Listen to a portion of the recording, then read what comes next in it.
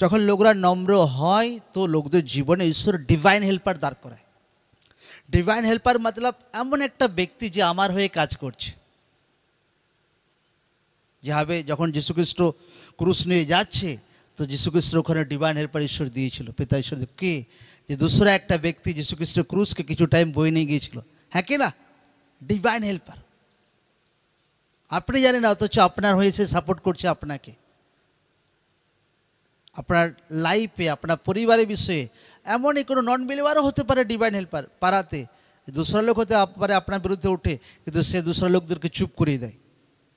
এগুলোকে divine helper বলে, যে ঈশ্বরের থেকে সাহায্য করে আপনার জন্য এমন একটা ব্যক্তি।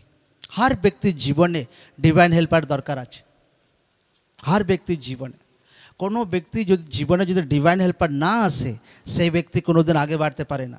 আর যখন কোনো ব্যক্তি নম্র থাকে না, অহংকারী থাকে, ঘমণ্ডী থাকে, তো সেই ব্যক্তির জীবনে ডিভাইন হেল্পার দূর হয়ে যায়।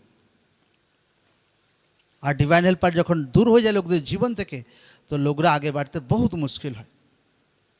যখন প্রার্থনাতে যাই আমরা পাঞ্জাবে যখন, তো ওখানে তো ভাই শুধু রুটি রুটি আর সবজি সবজি কী সব রান্না করে ভাই।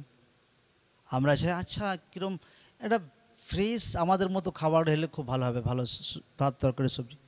কিন্তু ঈশ্বর ওখানেও ঠিক লোক ডিভাইন হেল্পার দাঁড় করে দিয়েছে, যখন আমরা যাই তো তারা আমাদেরকে রান্না করে খাওয়ায়। হালেলুয়া, জয় যিশু। ডিভাইন হেল্পার দরকার আছে। ডিভাইন হেল্পার বিনা তুমি কিচ্ছু করতে পারবে না। আর নম্র ব্যক্তির জীবনে ঈশ্বর বেশি ডিভাইন হেল্পার দেয়। যখনই লোকরা ঘমণ্ড হতে শুরু করবে, হ্যাঁ মতলব নম্র মতলবকে ঈশ্বরের হাতে নিজের জীবনকে রেখে দেওয়া।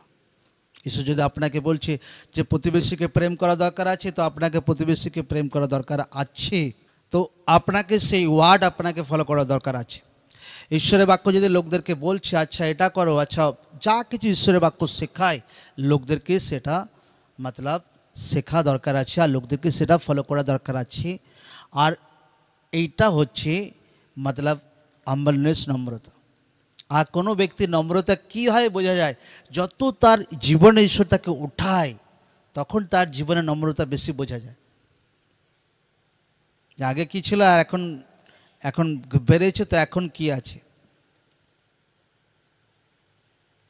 তো যত কোনো ব্যক্তি ঈশ্বর তাকে ওঠায় তার মধ্যে অহংকার, নম্রতা, তো সেটা সাফ সাফ বোঝা যায়।